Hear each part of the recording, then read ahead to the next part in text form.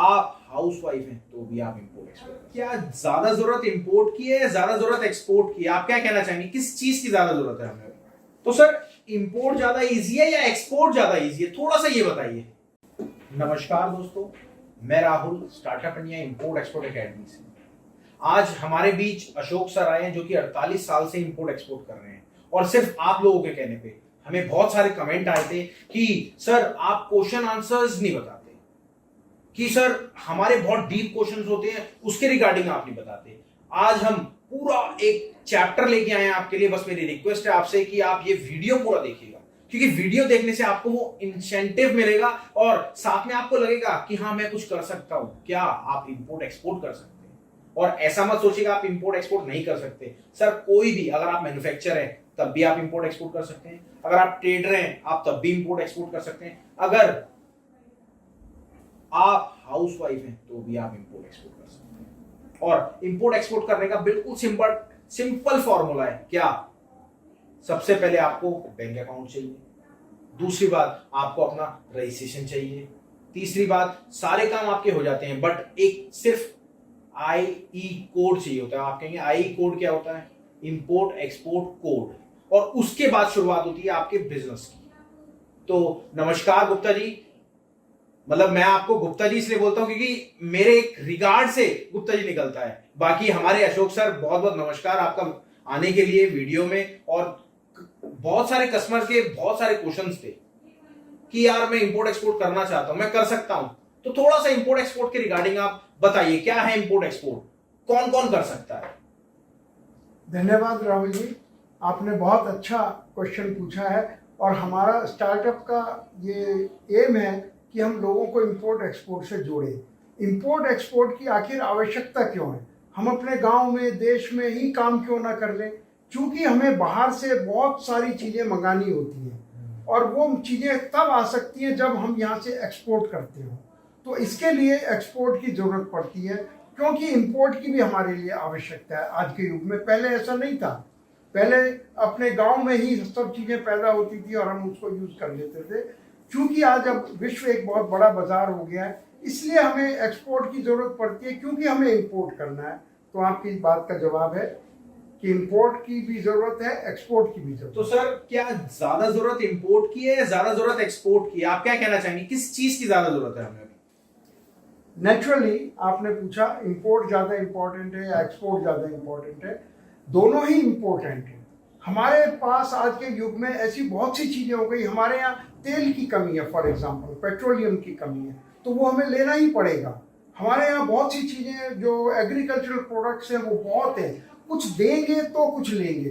तो इसलिए हम लोगों के लिए एक्सपोर्ट भी ज़रूरी है, इंपोर्ट भी ज़रूरी है। पर हमें यहाँ स्टार्टअप इंडिया में देखना है कि हम क्या अच्छी तरह से कर सकते हैं। कौन आदमी एक्सपोर्ट बढ़िया कर सकता है, सबके लिए एक फार्मूला नहीं है। तो स्टार्टअप इंडिया में हम लोगों को ये बताते हैं कि आप पर्टिकुलर क्या आपके लिए सूट करना है इसको। तो सर इंपोर्ट ज्यादा इजी है या एक्सपोर्ट ज्यादा इजी है, थोड़ा सा ये बताइए। बहुत कठिन सवाल किया आपने। देखिए, इजी सब कुछ है अगर आप जानते हो, लेकिन ये चीज़ इस तरह से है कि जैसे आप हर आदमी के लिए एक चीज़ इजी नहीं होती। किसी के लिए लॉन्ग जंप इजी है, किसी के लिए हाई जंप इजी है। तो इजी हर एक आदमी के लिए अलग अलग है। किसी के लिए लॉन्ग रन इजी है, किसी के लिए शॉर्ट रन इजी है। दोनों इजी हैं, लेकिन समझ के सीख के करना पड़ेगा। तो सर जैसे मैन्युफैक्चर है तो उसको कुछ इंपोर्ट करना है, कुछ एक्सपोर्ट करना है, तो क्या ये पॉसिबल है वो इंपोर्ट भी और एक्सपोर्ट भी कर सकता है क्या? बिल्कुल, हर आदमी इंपोर्ट कर सकता है, एक्सपोर्ट कर सकता है। मैन्युफैक्चरिंग अपने आप में एक बहुत बड़ा काम है। तो या तो वो अपने आप को मैन्युफैक्चरिंग पर कंसंट्रेट करे, अच्छी मैन्युफैक्चरिंग करने के लिए, और अगर बहुत बड़ा डिपार्टमेंट है तो उसे इंपोर्ट का एक अलग से डिपार्टमेंट बनाना पड़ेगा, एक्सपोर्ट का अलग से डिपार्टमेंट बनाना पड़ेगा। तब जाके वो मैन्युफैक्चरिंग एक अलग चीज़ है, इंपोर्ट अलग चीज़ है, एक्सपोर्ट अलग चीज़ है। तो सर जैसे आपने बताया मैन्युफैक्चरिंग अलग चीज है, इंपोर्ट अलग चीज है, तो मैं एक चीज और आपसे पूछना चाहूंगा कि अगर कोई हाउसवाइफ ही इंपोर्ट करना चाहती है और उसके बाद मैन्युफैक्चरिंग करके एक्सपोर्ट करना चाहती है, क्या वो पॉसिबल है? हाउसवाइफ, देखिए जेंट्स तो बहुत सारे बिजनेसमैन है, वो बहुत सारे करते भी है, क्या हाउसवाइफ भी कर सकती है क्या? बिल्कुल, राहुल जी, आपने बहुत अच्छा क्वेश्चन पूछा। असल में जब ये काम जो है दिमाग से किया जाता है, ये कोई भाग दौड़ के, हाँ मैन्युफैक्चरिंग जो है उसके लिए बहुत बड़ी जगह चाहिए, प्रोसेस चाहिए, इक्विपमेंट चाहिए।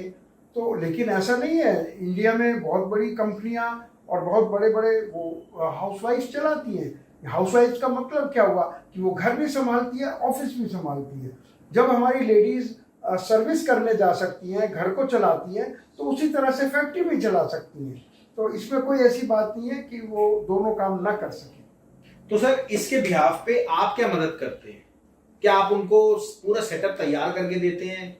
क्या आप उनको, अगर कोई कंट्री के बाहर जाना चाहता है वो करके, मतलब बेसिकली आप क्या करते हैं? देखिए बहुत सारे सवालों का क्वेश्चंस मैं आपसे इसलिए पूछ रहा हूं, मुझे पता है आप क्या करते हैं, बट पूछना इसलिए बेस्ट है कि हमारे बहुत सारे कमेंट है, मेरे पास पूरी फाइल भरी पड़ी है कमेंट से, तो मैं जानना चाहता हूं आपसे, क्योंकि ज्यादा से ज्यादा क्वेश्चंस उसका आंसर, क्योंकि आपको टाइम नहीं मिलता, तो उसके बिहाफ पे मैं आपसे जानना चाहता हूं। बिल्कुल, देखिए कोई भी इसको कर सकता है। और इंपोर्ट एक्सपोर्ट करने में आप ये देखिए कि जो आपने अभी क्वेश्चन पूछा था, क्या आप रिपीट करेंगे? सर इंपोर्ट एक्सपोर्ट क्या हाउसवाइफ भी कर सकती है? एक तरह से ही मानिए आप, मैंने ये पूछा, उसके बाद बहुत सारी है कि आप क्या उनकी मदद करते हैं, जैसे कि आप पूरा सेटअप आप लगा के देते हो, क्या करके देते हो? राइट, आई एम सॉरी, मैं थोड़ा डाइवर्ट हो गया था। हम उनकी क्या मदद करते हैं, आप ये मानिए कि आपको अगर एक मकान बनाना है, तो उसकी आप अपना सपना लेकर जाएंगे एक आर्किटेक्ट के पास। हमें 4 कमरे का मकान चाहिए, एक बच्चों के लिए चाहिए, एक गेस्ट के लिए चाहिए, हमें कुछ धूप के लिए जगह चाहिए, किचन हमारी बड़ी होनी चाहिए। तो आर्किटेक्ट क्या करता है, उनकी इच्छा के हिसाब से पूरा उसको एक तैयार करता है, एक नक्शा तैयार करता है। या आपको कहीं विदेश जाना है, तो आप किसी ट्रैवल एजेंट के पास जाते हैं, पहले हमें कहाँ जाना चाहिए, फिर कहाँ जाना चाहिए, तो वो आपकी स्थिति, आपकी पॉकेट, आपका चलना फिरना देख के वो आपको गाइड करता है कि आपको क्या रूट एक्वायर करना चाहिए। तो हमारा काम है आपको गाइड करना, क्या रूट एक्वायर करना है वो आपको बताना, उसका पूरा नक्शा बताना। और इसके अलावा जो हम देते हैं हैंड होल्डिंग, ऐसा नहीं कि बता के हमने छोड़ दिया। हम फिर जब जहाँ भी दिक्कत आती है, आप हमें कॉल करके पूछ सकते हैं कि हम अब आगे क्या करें, अब ये दिक्कत आ गई है, अब हम क्या करें, ये चीज़ें हम आपको बताते हैं। बिल्कुल बिल्कुल, बहुत बहुत नमस्कार सर, आप आए उसके लिए बहुत बहुत शुक्रिया आपका। और मेरी सबसे रिक्वेस्ट है कि आप अगर इंपोर्ट एक्सपोर्ट करना चाहते हो, तो देखिए आप सीखिए कहीं से भी, अगर आप करेंगे तो आना आपको हमारे पास ही पड़ेगा, क्योंकि एक अशोक सर मात्र ऐसे व्यक्ति हैं जो कि हैंड होल्डिंग सपोर्ट आपको दे रहे हैं। और हैंड होल्डिंग सपोर्ट का मतलब क्या होता है सर, थोड़ा सा हैंड होल्डिंग सपोर्ट के बारे में एक ब्रीफ कर दीजिए प्लीज। देखिए, हैंड होल्डिंग का मतलब ये होता है, जब आपको जरूरत हो तो आदमी आपके सामने अवेलेबल होना चाहिए, ये हैंड होल्डिंग कहलाता है। यानी शुरू से आपकी तैयारी भी कराई जाती है, और जब ट्रबल आती है तो we are like trouble shooters. वो आप हमसे सवाल करते हैं, हम आपको अपने पुराने अनुभव के हिसाब से उसका जवाब देते हैं। और तो इसलिए ये बिल्कुल उसी तरह से कि एक डॉक्टर ने पूरी MBBS पढ़ी है, पूरी MD की है पूरी, लेकिन हर व्यक्ति उसके लिए एक नया प्रोजेक्ट होता है। तो हर इंपोर्ट एक्सपोर्ट करने वाला एक नया प्रोजेक्ट होता है हमारे लिए। हम अपने अनुभव के हिसाब से उसको शेयर करते हैं, अपनी नॉलेज को, कि वो उसके लिए क्या करना उचित है। बिल्कुल, मतलब आप ये समझिए, जो आपको लॉसेज हुए हैं, जो आपको जो भी कठिनाइयां आई हैं, उस कठिनाइयों से आप एकदम उनको रूबरू कराते हैं, मतलब एकदम आप उनको एक वो गैप दूर कर देते हैं और उनको पूछ देते हैं। राइट क्या? बिल्कुल ऐसा ही है राहुल जी, क्योंकि हमने ऐसा देखा है कि जब आप परदेश में जाते हैं, विदेश में जाते हैं, तो ऐसी ऐसी सिचुएशंस आती हैं जो बिल्कुल नई होती हैं।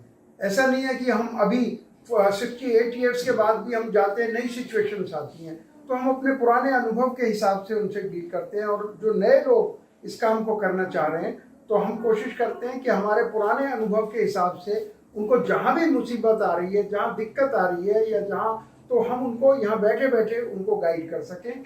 और हमारा एक प्रोग्राम है कि जिसमें हमारा आदमी भी उनके साथ अवेलेबल होता है विदेश में। तो वो एक अलग, वो महंगा प्रोग्राम है, और महंगा लगता है, महंगा है नहीं, लोगों को महंगा लगता है। क्योंकि जहाँ एक फ्रेंचाइज लोग 10 लाख, 20 लाख, 50 लाख, 1 करोड़ में जहाँ फ्रेंचाइज मिलती है, और इंपोर्ट एक्सपोर्ट में तो आप 50 लाख रुपया महीना खुद कमा सकते हैं। लेकिन जब हम कहते हैं कि 10 लाख रुपया इसकी फीस है, तो आपको बहुत ज़्यादा लगती है।